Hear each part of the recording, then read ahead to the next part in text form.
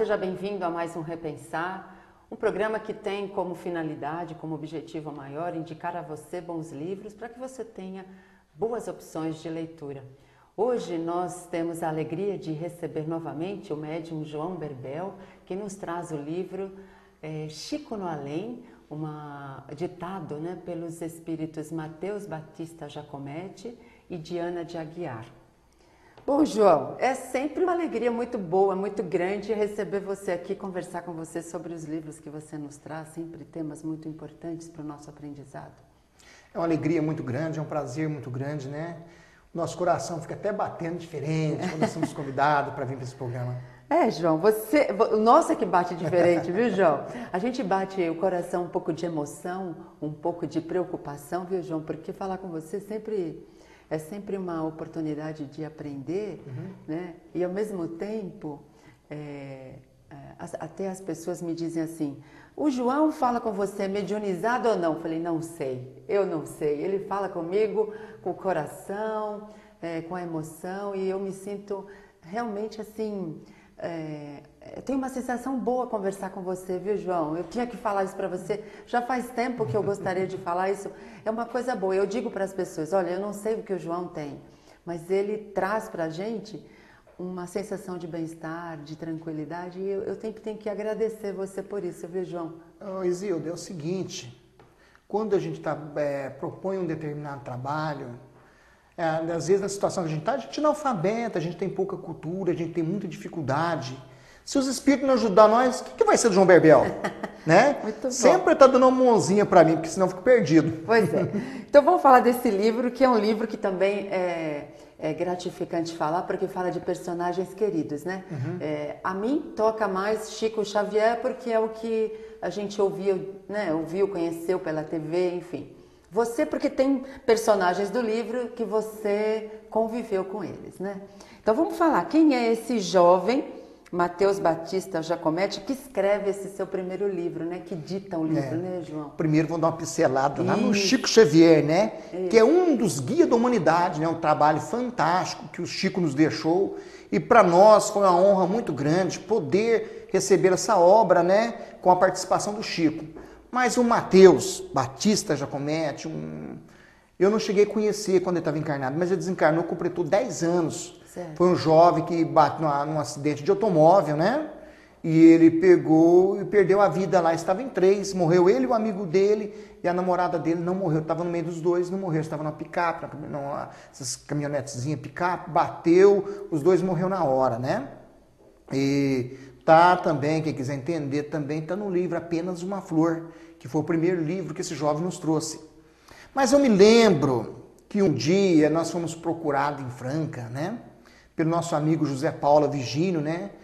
Pelo próprio pai do Mateus, que é o José Rosa Giacometti, o Zusa, né? Um grande amigo meu, o Zusa. E nós fomos chamados lá, o José Paulo queria conversar conosco. Aí o Zé Paulo disse, João, eu tenho aqui um recado para você de um jovem que está tentando fazer o contato com você, mas são muitos espíritos que giram em torno de você que está sentindo dificuldade. Então, pediu para que eu fosse o intermediário. E quem é esse jovem? Você é o Mateus. Ele quer iniciar um trabalho com você. E todos nós achávamos que era na área da cura, né? Que nós íamos fazer cirurgia espiritual e que o Mateus ia trabalhar conosco ali. Certo. Isilda, a surpresa nossa é tão grande que quando nós terminamos um livro e foi apresentado outro livro, então a Diana de Aguiar, que é uma das mentores que você vê que a maior parte dos nossos livros é escrito por Diana de Aguiar e Augusto Drummond. Sim. Então esses dois encarregaram essa área de romance nosso. Esses dois nos apresentou o Mateus, né? Dizendo que ele ia iniciar um trabalho conosco. Ele escreveu 4 livros conosco, né? O primeiro foi Apenas uma Flor. Certo. E o Chico no Além foi um dos últimos livros que ele escreveu conosco. Então, nós sentimos uma alegria muito grande, depois de alguns livros escrevendo com ele, que ele fala, agora nós vamos trazer uma obra. O Zé Paulo Vigínio já tinha desencarnado, a partir do plano espiritual, né? Morreu aos 99 anos. E também ele nasceu, viveu próximo do Chico. Os dois eram amigos, cresceram juntos, né?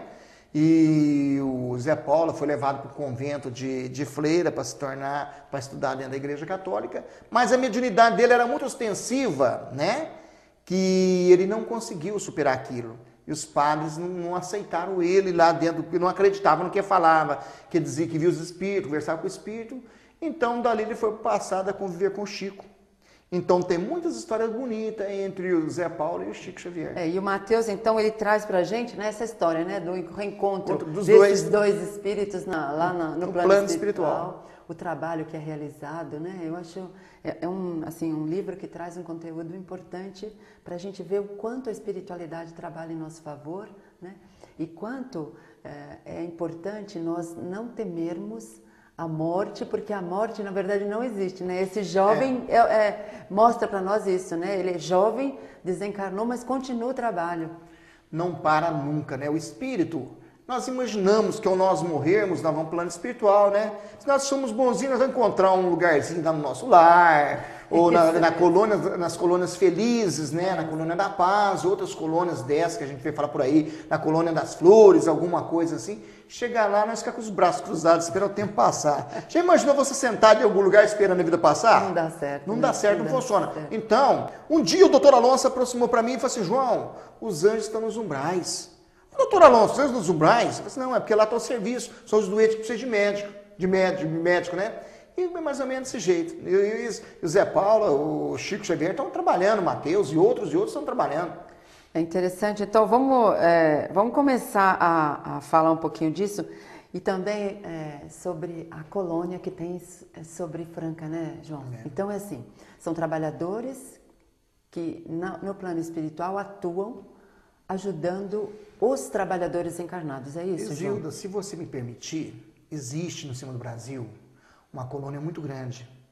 Então, nós já escrevemos várias vezes essa colônia que, para Jesus vir na Terra, né? Ela foi estabelecida em cima de Jerusalém. Certo. Até para dar sustentação para Jesus vir na Terra. Mas os conflitos que tiveram lá foram muito grandes, os fatores religiosos, as brigas, as guerras religiosas, afastaram essa colônia e levou ela para a Itália, né? Em Itália também a Segunda Guerra Mundial, porque como tinha o povo católico, fizeram muita oração, essa colônia se estabeleceu em cima de Roma. Peraí, João, você vai falar já essa história. Nós vamos deixar um pouquinho em suspense. Nós vamos para o intervalo, e voltamos falando essa história interessante.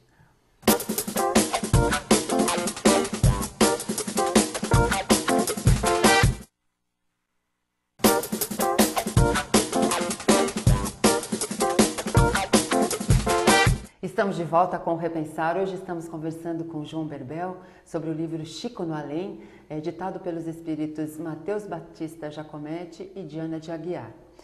Bom, João, você estava contando dessa história da colônia, né? Eu falo da colônia que está sobre Franca, mas é uma coisa um pouco mais ampla. Existe uma grande colônia que cobre o Brasil inteiro, né? Certo. E às vezes a pessoa, nosso lar, são tudo divisões, né? A colônia da Flores, as colônias felizes, está tudo reconstituída nessa mesma espírito-esfera, né? Vamos dizer espírito-esfera, né? Que é uma palavra usada muito por Galileu, espírito-esfera.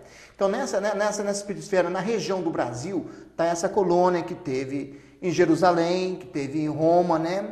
E devido à Segunda Guerra, aquelas coisas erradas que aconteceu na Itália, aqueles fatores, né? Que muito conflito.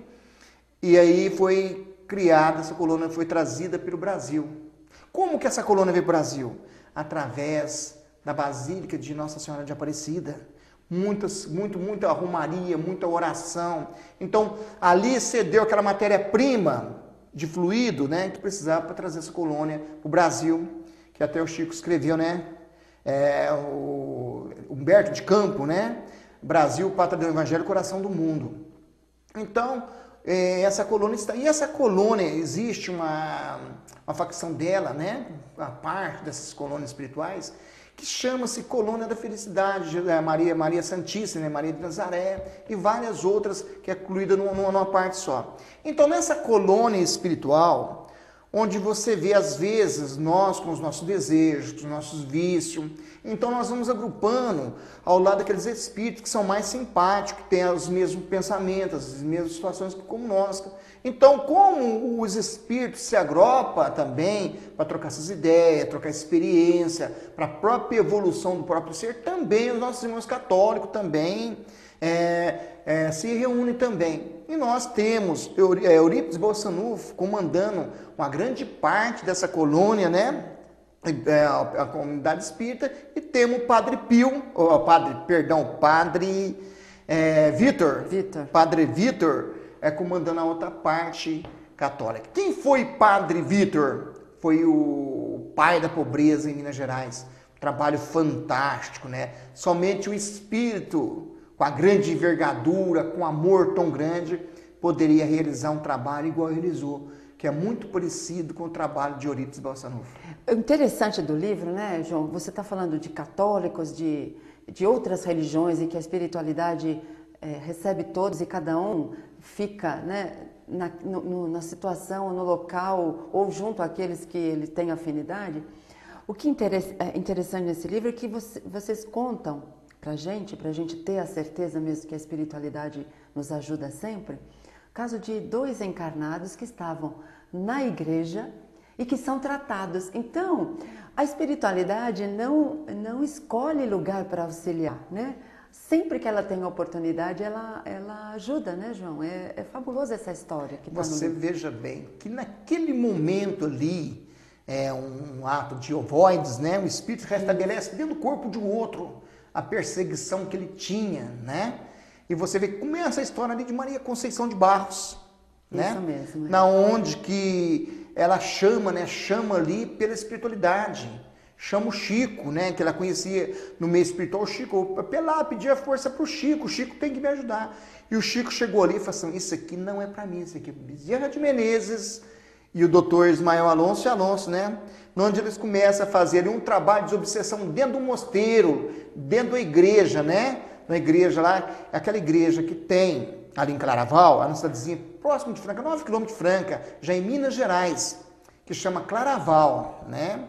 Onde ali uma ordem maçônica, né, que criou aquela igreja, onde o santo protetor ali é São Bernardo, né? É Claraval, que era Vales Clare, Claresval no francês, que se torna Claraval, né? Para que as pessoas possam entender muito bem. E ali dentro, aquele jovem arrependido de tudo que ele fez, que ele havia feito, que havia assassinado aquela jovem, né?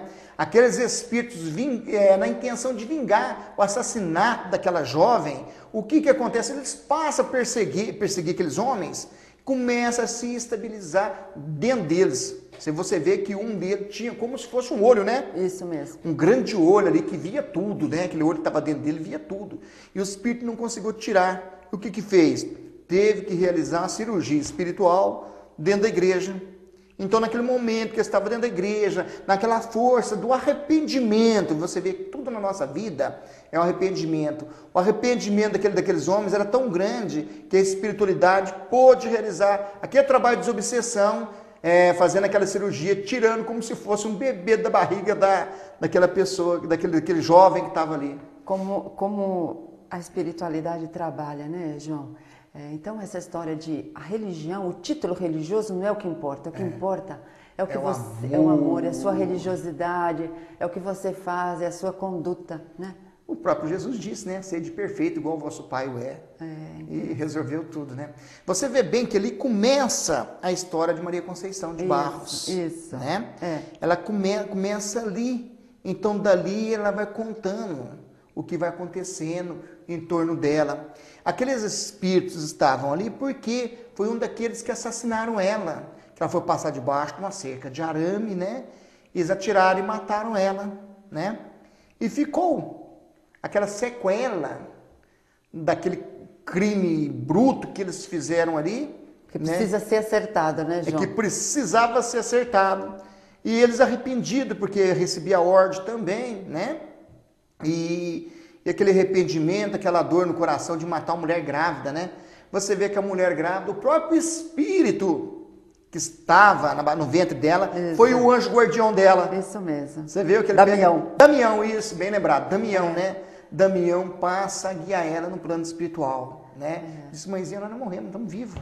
E como realmente a morte, para nós espíritos, sabe que a morte não existe. Pois é. Que é uma passagem. Então, nós vamos para o intervalo e você vai na volta, a gente vai falar um pouquinho mais da história de Maria Conceição, tá bom, João? Mas antes de irmos para o intervalo, a gente quer convidar você a ser um divulgador da doutrina dos espíritos. Para aquelas pessoas que não têm acesso à informação, à orientação, ao esclarecimento, ao consolo, como temos nós através da Rede Mundo Maior de TV, né? Então, para que nós possamos chegar até essas pessoas com mais facilidade, com mais qualidade, pedimos a sua colaboração. 0800 12 18 38, você se associa ao Clube Amigos da Boa Nova e torna-se um divulgador da doutrina dos espíritos, colaborando para que o mundo se torne um pouco melhor. Nós vamos agora a um breve intervalo e já voltamos com João Berbel.